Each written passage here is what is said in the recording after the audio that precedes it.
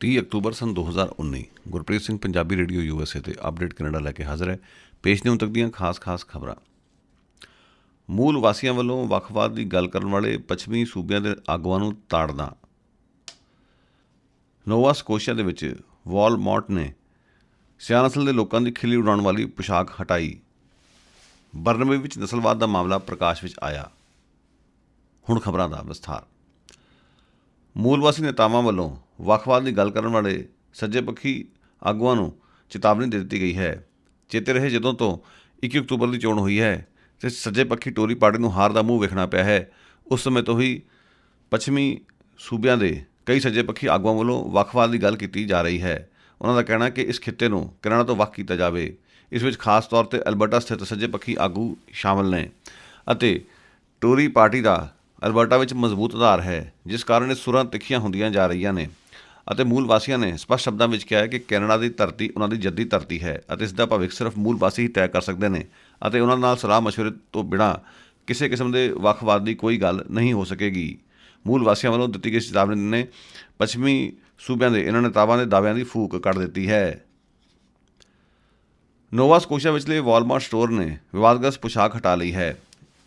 ਸਿਆਹ ਨਸਲ ਦੇ ਲੋਕਾਂ ਦਾ ਕਹਿਣਾ ਸੀ ਕਿ ਇਹ ਪੁਸ਼ਾਕ ਅਫਰੀਕੀ ਸੱਭਿਆਚਾਰ ਦਾ ਮਖੌਲ ਉਡਾਉਂਦੀ ਹੈ ਅਤੇ ਇਸ ਨੂੰ ਲੈ ਕੇ ਅਫਰੀਕੀ ਮੂਲ ਦੇ ਭਾਈਚਾਰੇ ਵਿੱਚ ਕਾਫੀ ਰੋਸ ਸੀ। ਉਹਨਾਂ ਵੱਲੋਂ ਦਬਾਅ ਪਾਏ ਜਾਣ ਤੋਂ ਪਿੱਛੋਂ ਹੁਣ ਵਾਲਮਾਰਟ ਨੇ ਇਸ ਪੁਸ਼ਾਕ ਨੂੰ ਵੇਚਣਾ ਬੰਦ ਕਰ ਦਿੱਤਾ ਹੈ। ਬਰਨਬੇ ਵਿੱਚ ਨਸਲਵਾਦ ਦਾ ਮਾਮਲਾ ਪ੍ਰਕਾਸ਼ ਵਿੱਚ ਆਇਆ ਹੈ। ਬਰਨਬੇ ਦੇ ਇੱਕ ਦਵਾਈਆਂ ਦੇ ਸਟੋਰ 'ਤੇ ਇੱਕ ਗੋਰੀ ਔਰਤ ਨੇ ਸਟੋਰ 'ਤੇ ਕੰਮ ਕਰਨ ਵਾਲੀ ਏਸ਼ੀਆਈ ਮੂਲ ਦੀ ਔਰਤ ਨਾਲ ਬਦਤਮੀਜ਼ੀ ਕੀਤੀ ਹੈ। ਉਹ ਚੀਨੀ ਮੂਲ ਦੀ ਔਰਤ ਹੈ। ਉਸਨੇ ਉਸ ਨੂੰ ਸਾਫ਼ ਸ਼ਬਦਾਂ ਵਿੱਚ ਕਿਹਾ ਕਿ ਸਟੋਰ ਦੇ ਵਿੱਚ ਚੀਨੀ ਭਾਸ਼ਾ ਨਹੀਂ ਚੱਲੇਗੀ ਅਤੇ ਕੈਨੇਡਾ ਵਿੱਚ ਰਹਿਣਾ ਅਤੇ ਅੰਗਰੇਜ਼ੀ ਵਿੱਚ ਗੱਲ ਕਰਨੀ ਹੋਵੇਗੀ। ਉਸ ਦੀ ਸਾਰੀ ਕਾਰਵਾਈ ਦੀ ਵੀਡੀਓ ਰਿਕਾਰਡਿੰਗ ਕਰ ਲਈ ਗਈ। ਇਹ ਵੀਡੀਓ ਰਿਕਾਰਡਿੰਗ ਹੁਣ ਵਾਇਰਲ ਹੋ ਚੁੱਕੀ ਹੈ ਅਤੇ ਇਸ ਨੂੰ ਲੈ ਕੇ ਏਸ਼ੀਆਈ ਭਾਈਚਾਰੇ ਵਿੱਚ ਭਾਰੀ ਰੋਸ ਹੈ। ਲਖਵਿੰਦਰ ਬਲ ਦੇ ਕਤਲ ਦੇ ਮਾਮਲੇ ਵਿੱਚ ਪੰਜਾਬੀ ਪਿਓ ਪੁੱਤ ਨੂੰ ਚਾਰਜ ਕਰ ਲਿਆ ਗਿਆ ਹੈ। ਸਾਲ ਕੁ ਪਹਿਲਾਂ ਸਰੀ ਦੇ ਮੈਕਡੋਨਲਡ ਸਟੋਰ ਦੇ ਬਾਹਰ ਲਖਵਿੰਦਰ ਬਲ ਦੀ ਝਗੜੇ ਤੋਂ ਪਿੱਛੋਂ ਮੌਤ ਹੋ ਗਈ ਸੀ। ਇਹ ਘਟਨਾ 19 ਅਗਸਤ 2018 ਨੂੰ ਵਾਪਰੀ ਸੀ ਅਤੇ ਇਸ ਪੂਰੇ ਮਾਮਲੇ ਦੀ 1 ਸਾਲ ਚੱਲੀ ਪੜਤਾਲ ਤੋਂ ਪਿੱਛੋਂ 73 ਸਾਲਾ ਗੁਰਮੇਲ ਵੜਿੰਗ ਅਤੇ ਉਸ ਦੇ ਪੁੱਤਰ 42 ਸਾਲਾ ਦਲਜੀਤ ਵੜਿੰਗ ਨੂੰ ਚਾਰਜ ਕਰ ਲਿਆ ਗਿਆ ਹੈ। ਇਸ ਮਾਮਲੇ ਦੀ ਪੜਤਾਲ ਪੁਲਿਸ ਦੇ ਸੰਗੀਨ ਜੁਰਮਾਂ ਦੀ ਰੋਕਥਾਮ ਲਈ ਬਣੇ ਵਿਸ਼ੇਸ਼ ਦਸਤੇ ਆਈਹਿਟ ਵੱਲੋਂ ਕੀਤੀ ਜਾ ਰਹੀ ਸੀ। ਆਈਹਿਟ ਨੇ ਪੁਸ਼ਟੀ ਕੀਤੀ ਹੈ ਕਿ ਪਿਓ ਪੁੱਤਰ ਨੂੰ ਇਸ ਪੂਰੇ ਮਾਮਲੇ ਵਿੱਚ ਲੰਮੀ ਜਾਂਚ ਤੋਂ ਪਿੱਛੋਂ ਚਾਰਜ ਕੀਤਾ ਗਿਆ ਹੈ। ਦੱਖਣੀ ਵੈਨਕੂਵਰ ਵਿੱਚ ਵਾਪਰੇ ਸੜਕ ਹਾਦਸੇ 'ਚ ਇੱਕ ਵਿਅਕਤੀ ਦੀ ਮੌਤ ਹੋ ਗਈ ਹੈ। ਉਕਤ ਵਿਅਕਤੀ ਕਾਰ ਚਲਾ ਰਿਹਾ ਸੀ ਅਤੇ ਉਸ ਦੀ ਕਾਰ ਕਾਬੂ ਤੋਂ ਬਾਹਰ ਹੋ ਕੇ ਇੱਕ ਖੰਭੇ ਵਿੱਚ ਜਾ ਵੱਜੀ। ਸਿੱਟੇ ਵਜੋਂ ਉਸ ਦੀ ਮੌਤ ਹੋ ਗਈ। ਅਧਿਕਾਰੀਆਂ ਦਾ ਅਨੁਮਾਨ ਹੈ ਕਿ ਉਸ ਨੂੰ ਸ਼ਾਇਦ ਦਿਲ ਦਾ ਦੌਰਾ ਪਿਆ ਹੋਵੇ ਅਤੇ ਉਸ ਦੀ ਮੈਡੀਕਲ ਹਾਲਤ ਠੀਕ ਨਹੀਂ ਸੀ, ਜਿਸ ਕਾਰਨ ਗੱਡੀ ਕਾਬੂ ਤੋਂ ਬਾਹਰ ਹੋ ਕੇ ਹਾਦਸਾਗ੍ਰਸਤ ਹੋ ਗਈ। ਉੱਧਰ ਪਿਟ ਮੈਂਡੋਜ਼ ਦੇ ਵਿੱਚ ਸੜਕ ਹਾਦਸੇ ਵਿੱਚ ਜ਼ਖਮੀ ਹੋਏ ਮੋਟਰਸਾਈਕਲ ਸਵਾਰ ਦੀ ਮੌਤ ਹੋ ਗਈ ਹੈ। ਇਹ ਹਾਦਸਾ ਪਿਛਲੇ ਹਫ਼ਤੇ ਵਾਪਰਿਆ ਸੀ। ਇਸ ਵਿੱਚ ਉਕਤ ਮੋਟਰਸਾਈਕਲ ਸਵਾਰ ਗੰਭੀਰ ਰੂਪ ਵਿੱਚ ਜ਼ਖਮੀ ਹੋਇਆ ਸੀ ਅਤੇ ਉਸਨੇ ਹੁਣ ਦਮ ਤੋੜ ਦਿੱਤਾ ਹੈ। ਐਲਬਰਟਾ ਦੀ ਸਰਕਾਰ ਨੇ ਸਰਕਾਰੀ ਮੁਲਾਜ਼ਮਾਂ ਦੀ ਤਨਖਾਹ ਵਿੱਚ ਕਟੌਤੀਆਂ ਲਾਉਣ ਦਾ ਫੈਸਲਾ ਕਰ ਲਿਆ ਹੈ। ਐਲਬਰਟਾ ਦੀ ਸੱਜੇ ਪੱਖੀ ਸਰਕਾਰ ਦਾ ਕਹਿਣਾ ਹੈ ਕਿ ਸਰਕਾਰੀ ਮੁਲਾਜ਼ਮਾਂ ਦੀਆਂ ਤਨਖਾਹਾਂ ਵਿੱਚ 2 ਤੋਂ ਲੈ ਕੇ 5% ਦੀ ਕਟੌਤੀ ਕੀਤੀ ਜਾਵੇਗੀ, ਜਿਸ ਨੂੰ ਲੈ ਕੇ ਸਰਕਾਰੀ ਮੁਲਾਜ਼ਮਾਂ ਵਿੱਚ ਭਾਰੀ ਰੋਸ ਹੈ। ਸਰਕਾਰੀ ਮੁਲਾਜ਼ਮਾਂ ਦੀ ਜਥੇਬੰਦੀ Alberta union of provincial employees ਦਾ ਕਹਿਣਾ ਹੈ ਕਿ ਐਲਬਰਟਾ ਦੀ ਸਰਕਾਰ ਉਹਨਾਂ ਦੇ ਹੱਕਾਂ 'ਤੇ ਛਾਪਾ ਮਾਰ ਰਹੀ ਹੈ ਅਤੇ ਅਜਿਹਾ ਫੈਸਲਾ ਲੈ ਕੇ ਉਹਨਾਂ ਦੇ ਪਰਿਵਾਰਾਂ ਦੇ ਢਿੱਡ 'ਤੇ ਵੀ ਲੱਤਾਂ ਮਾਰ ਰਹੀ ਹੈ। ਨੋਵਾ ਸਕੋਸ਼ੀਆ ਦੇ ਵਿੱਚ ਪਲਾਸਟਿਕ ਦੇ ਬੈਗਾਂ 'ਤੇ ਪਾਬੰਦੀ ਲੱਗਣ ਜਾ ਰਹੀ ਹੈ। ਨੋਵਾ ਸਕੋਸ਼ੀਆ ਦੀ ਸੂਬਾਈ ਸਰਕਾਰ ਨੇ ਇਸ ਸੰਬੰਧ ਵਿੱਚ ਫੈਸਲਾ ਲੈ ਲਿਆ ਹੈ। ਬਾਕਾਇਦਾ ਨੋਵਾ ਸਕੋਸ਼ੀਆ ਦੀ ਵਿਧਾਨ ਸਭਾ ਦੇ ਵਿੱਚ ਇਸ ਸੰਬੰਧ ਵਿੱਚ ਇੱਕ ਲੈਜਿਸਲੇਸ਼ਨ ਪਾਸ ਕਰ ਦਿੱਤਾ ਗਿਆ ਹੈ, ਜਿਸ ਤੋਂ ਪਿੱਛੋਂ ਨੋਵਾ ਸਕੋਸ਼ੀਆ ਵਿੱਚ ਭਵਿੱਖ 'ਚ ਪਲਾਸਟਿਕ ਬੈਗ 'ਤੇ ਪਾਬੰਦੀ ਲੱਗ ਜਾਵੇਗੀ ਅਤੇ ਇਸ ਪਾਬੰਦੀ ਨੂੰ ਲਾਗੂ ਹੋਣ ਵਿੱਚ ਸਾਲ ਲੱਗ ਸਕਦਾ ਹੈ, ਤਾਂ ਜੋ ਵੱਖ-ਵੱਖ ਵਪਾਰਕ ਅਦਾਰੇ ਇਸ ਬਾਰੇ ਵਿੱਚ ਕੋਈ ਬਦਲਵੇਂ ਪ੍ਰਬੰਧ ਕਰ ਸਕਣ। ਟੋਰਾਂਟੋ ਲਾਗੇ ਹੈਲਟਨ ਇਲਾਕੇ ਵਿੱਚ ਗੋਲੀ ਚੱਲੀ ਹੈ ਅਤੇ ਵਿਅਕਤੀ ਦੀ ਮੌਤ ਹੋਈ ਹੈ। ਇਹ ਘਟਨਾ ਉਸ ਦੇ ਘਰ ਦੇ ਬਾਹਰ ਵਾਪਰੀ ਹੈ। ਪ੍ਰਾਪਤ ਜਾਣਕਾਰੀ ਅਨੁਸਾਰ ਉਕਤ ਵਿਅਕਤੀ ਨੂੰ ਬੇਹੱਦ ਜ਼ਖਮੀ ਹਾਲਤ ਵਿੱਚ ਸੜਕ 'ਤੇ ਡਿੱਗਿਆ ਪਾਇਆ ਗਿਆ ਸੀ, ਪਰੰਤੂ ਜਦੋਂ ਉੱਥੇ ਅਧਿਕਾਰੀ ਪਹੁੰਚੇ ਤਾਂ ਉਸ ਦੀ ਮੌਕੇ 'ਤੇ ਹੀ ਮੌਤ ਹੋ ਗਈ। ਮਾਮਲੇ ਦੀ ਪੜਤਾਲ ਜਾਰੀ ਹੈ ਅਤੇ ਹੋਰ ਵੇਰਵਿਆਂ ਦੀ ਉਡੀਕ ਕੀਤੀ ਜਾ ਰਹੀ ਹੈ। ਮੈਨੀਟੋਬਾ ਵਿੱਚ ਇੱਕ 14 ਸਾਲਾ ਬੱਚੀ ਦੀ ਮੌਤ ਦੇ ਸੰਬੰਧ ਵਿੱਚ 2 ਨੌਜਵਾਨ ਲੜਕੀਆਂ ਨੂੰ ਚਾਰਜ ਕਰ ਲਿਆ ਗਿਆ ਹੈ। ਦੋਨਾਂ ਦੇ ਖਿਲਾਫ ਸੈਕੰਡਰੀ ਕਤਲ ਦੇ ਮਾਮਲੇ ਦਰਜ ਕੀਤੇ ਗਏ ਨੇ। ਵੀਕਐਂਡ ਦੌਰਾਨ ਇੱਕ ਥਾਂ 'ਤੇ ਪਾਰਟੀ ਚੱਲ ਰਹੀ ਸੀ, ਜਿਸ ਦੌਰਾਨ ਨੌਜਵਾਨਾਂ ਦਾ ਆਪਸ ਵਿੱਚ ਝਗੜਾ ਹੋ ਗਿਆ ਸੀ। ਸਿੱਟੇ ਵਜੋਂ 14 ਸਾਲਾ ਬੱਚੀ ਮਾਰੀ ਗਈ ਸੀ, ਜਦੋਂ ਕਿ 18 ਸਾਲ ਦੀ ਇੱਕ ਹੋਰ ਲੜਕੀ ਜ਼ਖਮੀ ਹੋ ਗਈ ਸੀ ਅਤੇ ਇਸ ਮਾਮਲੇ ਵਿੱਚ ਇੱਕ 16 ਸਾਲ ਤੇ ਇੱਕ 18 ਸਾਲ ਦੀ ਲੜਕੀ ਨੂੰ ਗ੍ਰਿਫਤਾਰ ਕਰਕੇ ਚਾਰਜ ਕਰ ਲਿਆ ਗਿਆ ਹੈ। 30 ਵਰ੍ਹੇ ਪਹਿਲਾਂ ਮੌਂਟਰੀਅਲ 'ਚ ਕਤਲ ਹੋਏ ਇੱਕ ਸਮਲਿੰਗੀ ਦੇ ਵਾਸਤੇ ਯਾਦਗਾਰ ਉਸਾਰਨ ਲਈ ਮੰਗ ਉੱਠਣੀ ਸ਼ੁਰੂ ਹੋ ਚੁੱਕੀ ਹੈ। ਜੋ ਰੋਜ਼ ਇੱਕ ਸਮਲਿੰਗੀ ਸੀ। 30 ਵਰ੍ਹੇ ਪਹਿਲਾਂ ਮੌਂਟਰੀਆਲ ਦੇ ਵਿੱਚ ਕੁਝ ਲੋਕਾਂ ਨੇ ਉਸ ਉੱਪਰ ਹਿੰਸਕ ਹਮਲਾ ਕੀਤਾ ਸੀ, ਜਿਸ ਤੋਂ ਪਿੱਛੋਂ ਉਸ ਦੀ ਮੌਤ ਹੋ ਗਈ ਸੀ। ਇਸ ਮਾਮਲੇ ਦੇ ਪ੍ਰਕਾਸ਼ ਵਿੱਚ ਆਉਣ ਤੋਂ ਪਿੱਛੋਂ ਸਮਲਿੰਗੀਆਂ ਵਿੱਚ ਭਾਰੀ ਰੋਸ ਸੀ ਅਤੇ ਸੜਕਾਂ 'ਤੇ ਨਿਕਲ ਆਏ ਸਨ ਅਤੇ ਇਸ ਪੂਰੇ ਘਟਨਾਕ੍ਰਮ ਨੇ ਸਮਲਿੰਗੀਆਂ ਵਿੱਚ ਨਵੀਂ ਚੇਤਨਾ ਪੈਦਾ ਕੀਤੀ ਸੀ ਅਤੇ ਉਹਨਾਂ ਨੂੰ ਆਪਣੇ ਹੱਕਾਂ ਲਈ ਜਾਗਰੂਕ ਹੋਣ ਵਾਸਤੇ ਪ੍ਰੇਰਿਆ ਸੀ। ਲਿਹਾਜ਼ਾ ਸਮਲਿੰਗੀਆਂ ਦੀ ਮੰਗ ਹੈ ਕਿ ਉਸ ਦੀ ਯਾਦ ਦੇ ਵਿੱਚ ਕੋਈ ਯਾਦਗਾਰ ਉਸਾਰੀ ਜਾਵੇ ਤਾਂ ਜੋ ਉਹ ਆਉਣ ਵਾਲੇ ਸਮੇਂ ਦੇ ਵਿੱਚ ਸਮਲਿੰਗੀਆਂ ਲਈ ਪ੍ਰੇਰਨਾ ਦਾ ਸਰੋਤ ਬਣ ਸਕੇ। ਬਲਾਕ ਬਕਵਾ ਤੇ ਐਨਡੀਪੀ ਨੇ ਮੰਗ ਕੀਤੀ ਹੈ ਕਿ ਘੱਟੋ ਘੱਟ 3 ਹਲਕਿਆਂ ਦੇ ਵਿੱਚ ਵੋਟਾਂ ਦੀ ਮੁੜ ਤੋਂ ਗਿਣਤੀ ਕਰਵਾਈ ਜਾਵੇ।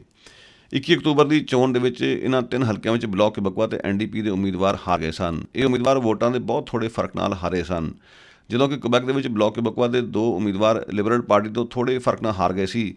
ਐਨਡੀਪੀ ਦਾ ਇੱਕ ਉਮੀਦਵਾਰ BC ਦੇ ਵਿੱਚ ਟੋਰੀ ਪਾਰਟੀ ਤੋਂ ਬਹੁਤ ਥੋੜ੍ਹੇ ਫਰਕ ਨਾਲ ਹਾਰਿਆ ਹੈ। ਇਹਨਾਂ ਦੋਨਾਂ ਪਾਰਟੀਆਂ ਦੀ ਮੰਗ ਹੈ ਕਿ ਇਹਨਾਂ 3 ਹਲਕਿਆਂ ਵਿੱਚ ਵੋਟਾਂ ਦੀ ਮੁੜ ਤੋਂ ਗਿਣਤੀ ਕਰਵਾਈ ਜਾਵੇ। ਦੋਨਾਂ ਪਾਰਟੀਆਂ ਨੇ ਇਸ ਸੰਬੰਧ ਵਿੱਚ ਇਲੈਕਸ਼ਨ ਕੈਨੇਡਾ ਦਾ ਦਰ ਖੜਕਾਇਆ ਹੈ। ਸੀ ਬੱਸ ਦੇ ਕਾਮੇ ਵੀ ਹੜਤਾਲ ਵਿੱਚ ਸ਼ਾਮਲ ਹੋਣ ਜਾ ਰਹੇ ਨੇ। ਚੇਤੇ ਰਹੇ, ਕੋਸਮੋਂਟਨ ਦੇ ਬੱਸ ਡਰਾਈਵਰਾਂ ਵੱਲੋਂ ਹੜਤਾਲ ਦਾ ਨੋਟਿਸ ਦੇ ਦਿੱਤਾ ਗਿਆ ਹੈ। ਇਹਨਾਂ ਮੁਲਾਜ਼ਮਾਂ ਨੇ ਹੜਤਾਲ ਲਈ 72 ਘੰਟੇ ਦਾ ਨੋਟਿਸ ਦੇ ਦਿੱਤਾ ਸੀ ਅਤੇ ਹੁਣ ਸੀ ਬੱਸ ਦੇ ਕਾਮੇ ਤੇ ਡਰਾਈਵਰ ਵੀ ਇਸ ਹੜਤਾਲ ਵਿੱਚ ਸ਼ਾਮਲ ਹੋਣ ਜਾ ਰਹੇ ਨੇ ਅਤੇ ਉਹਨਾਂ ਨੇ ਵੀ ਆਪਣੇ ਅਧਿਕਾਰੀਆਂ ਨੂੰ ਇਸ ਸੰਬੰਧ ਵਿੱਚ ਨੋਟਿਸ ਦੇ ਦਿੱਤਾ ਹੈ। ਇਹਨਾਂ ਵੱਲੋਂ ਯੂਨੀਫੋਰ ਦੀ ਅਗਵਾਈ ਹੇਠਾਂ ਹੜਤਾਲ ਕੀਤੀ ਜਾਵੇਗੀ। ਯੂਨੀਫੋਰ ਦਾ ਕਹਿਣਾ ਹੈ ਕਿ ਇਹਨਾਂ ਮੁਲਾਜ਼ਮਾਂ ਦੀਆਂ ਤਨਖਾਹਾਂ ਵਿੱਚ ਵਾਧਾ ਨਹੀਂ ਕੀਤਾ ਗਿਆ ਅਤੇ ਨਾ ਹੀ ਇਹਨਾਂ ਦੇ ਕੰਮਾਂ ਦੀ ਥਾਂ 'ਤੇ ਕੋਈ ਸੁਧਾਰ ਲਿਆਏ ਗਏ ਨੇ, ਜਿਸ ਕਰਕੇ ਉਹ ਹੜਤਾਲ 'ਤੇ ਜਾਣ ਲਈ ਮਜਬੂਰ ਹੋਏ ਨੇ।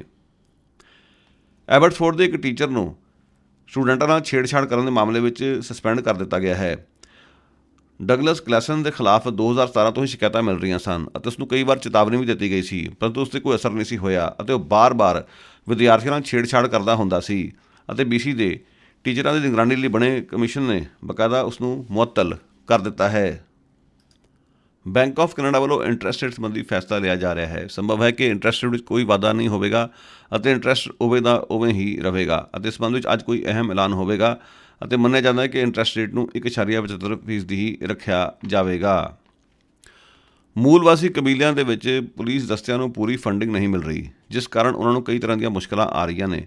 ਇਸ ਸੰਬੰਧ ਵਿੱਚ 3 ਰਿਪੋਰਟਾਂ ਵੱਲੋਂ ਅਹਿਮ ਖੁਲਾਸੇ ਕੀਤੇ ਗਏ ਨੇ। ਇਹਨਾਂ ਰਿਪੋਰਟਾਂ ਵਿੱਚ ਕਿਹਾ ਗਿਆ ਹੈ ਕਿ ਜਿਸ ਤਰੀਕੇ ਨਾਲ ਇਹਨਾਂ ਪੁਲਿਸ ਦਸਤਿਆਂ ਨੂੰ ਪੂਰੀ ਫੰਡਿੰਗ ਨਹੀਂ ਮਿਲਦੀ, ਉਸ ਨਾਲ ਕਈ ਕਿਸਮ ਦੀਆਂ ਮੁਸ਼ਕਲਾਂ ਆਉਂਦੀਆਂ ਨੇ। ਖਾਸ ਤੌਰ 'ਤੇ ਲਾਪਤਾ ਤੇ ਕਤਲ ਹੋਈਆਂ ਮੂਲ ਵਾਸੀ ਔਰਤਾਂ ਦੀ ਪੜਤਾਲ ਦੇ ਸੰਬੰਧ ਵਿੱਚ ਅਜਿਹੇ ਪੁਲਿਸ ਦਸਤੇ ਬਿਲਕੁਲ ਨਾਕਾਮ ਰਹੇ ਨੇ। ਇਸ ਦਾ ਵੱਡਾ ਕਾਰਨ ਇਹ ਹੈ ਕਿ ਅਜਿਹੇ ਪੁਲਿਸ ਦਸਤੇ ਕੈਨੇਡਾ ਵਿੱਚ ਢਾਂਚਾਗਤ ਨਸਲਵਾਦ ਦਾ ਸਾਹਮਣਾ ਤਾਂ ਕਰਦੇ ਹੀ ਨੇ ਅਤੇ ਫੰਡਿੰਗ ਨਾ ਮਿਲਣ ਕਰਕੇ ਆਪਣੀ ਜ਼ਿੰਮੇਵਾਰੀ ਤੋਂ ਵੀ ਕਤਰਾਉਂਦੇ ਨੇ। ਕੈਨੇਡਾ ਭਰ ਵਿੱਚ 15 ਨੌਜਵਾਨਾਂ ਨੇ ਫੈਡਰਲ ਸਰਕਾਰ ਨੂੰ ਦਲ ਵਿੱਚ ਖਿੱਚਣ ਦੀ ਤਿਆਰੀ ਕਰ ਲਈ ਹੈ। ਇਹਨਾਂ ਦੀ ਉਮਰ 7 ਤੋਂ ਲੈ ਕੇ 19 ਸਾਲ ਹੈ ਅਤੇ ਵੱਖ-ਵੱਖ ਸੂਬਿਆਂ ਵਿੱਚ ਵਸਦੇ ਨੇ। ਇਹਨਾਂ ਨੌਜਵਾਨਾਂ ਦਾ ਕਹਿਣਾ ਹੈ ਕਿ ਕੈਨੇਡਾ ਦੀ ਸਰਕਾਰ ਵਾਤਾਵਰਣ ਦੇ ਹੋ ਰਹੇ ਨਿਘਾਰ ਦੇ ਮਾਮਲੇ ਵਿੱਚ ਪੂਰੀ ਤਰ੍ਹਾਂ ਫੇਲ ਹੋਈ ਹੈ ਅਤੇ ਕੈਨੇਡਾ ਦੀ ਸਰਕਾਰ ਨੇ ਇਸ ਮਾਮਲੇ ਵਿੱਚ ਕੋਈ ਠੋਸ ਕਦਮ ਨਹੀਂ ਚੁੱਕੇ, ਜਿਸ ਕਾਰਨ ਉਹਨਾਂ ਦਾ ਭਵਿੱਖ ਖਤਰੇ ਵਿੱਚ ਪੈ ਰਿਹਾ ਹੈ ਅਤੇ ਇਹਨਾਂ ਨੌਜਵਾਨਾਂ ਨੇ ਹੁਣ ਅਦਾਲਤ ਦਾ ਦਰਖਤ ਦਿਖਾਉਣ ਦੀ ਤਿਆਰੀ ਕਰ ਲਈ ਹੈ। ਉੱਘੇ ਵਾਤਾਵਰਣ ਵਿਗਿਆਨੀ ਡੇਵਿਡ ਸੁਜ਼ੂਕੀ ਨੇ ਇਹਨਾਂ ਨੌਜਵਾਨਾਂ ਦੀ ਪ੍ਰਸ਼ੰਸਾ ਕੀਤੀ ਹੈ। ਉਹਨਾਂ ਦਾ ਕਹਿਣਾ ਹੈ ਕਿ ਹੁਣ ਨੌਜਵਾਨ ਦੇਸ਼ ਭਰ ਦੀ ਲੀਡਰਸ਼ਿਪ ਆਪਣੇ ਹੱਥੀਂ ਲੈਣ ਲਈ ਮਜਬੂਰ ਹੋ ਗਏ ਨੇ, ਕਿਉਂਕਿ ਰਵਾਇਤੀ ਲੀਡਰਸ਼ਿਪ ਇਸ ਮਾਮਲੇ ਵਿੱਚ ਪੂਰੀ ਤਰ੍ਹਾਂ ਫੇਲ ਹੋਈ ਹੈ ਅਤੇ ਜਿਸ ਤਰੀਕੇ ਨਾਲ ਵਾਤਾਵਰਣ ਦਾ ਨਿਘਾਰ ਹੋ ਰਿਹਾ ਹੈ ਅਤੇ ਨੌਜਵਾਨਾਂ ਦਾ ਭਵਿੱਖ ਖਤਰੇ ਵਿੱਚ ਪੈ ਰਿਹਾ ਹੈ, ਇਹ ਕੈਨੇਡਾ ਦੇ ਚਾਰਟਰ ਦੀ ਘੋਰ ਉਲੰਘਣਾ ਹੈ। ਇਹ ਸਨ ਅੱਜ ਦੀਆਂ ਅਪਡੇਟਸ। ਗੁਰਪ੍ਰੀਤ ਨੂੰ ਦਿਓ ਇਜਾਜ਼ਤ। ਧੰਨਵਾਦ। ਮੇਰੀ ਤੁਹਾਡੀ ਮੁਲਾਕਾਤ ਪਰ ਦੁਬਾਰਾ ਹੋਵੇਗੀ। Have a nice day.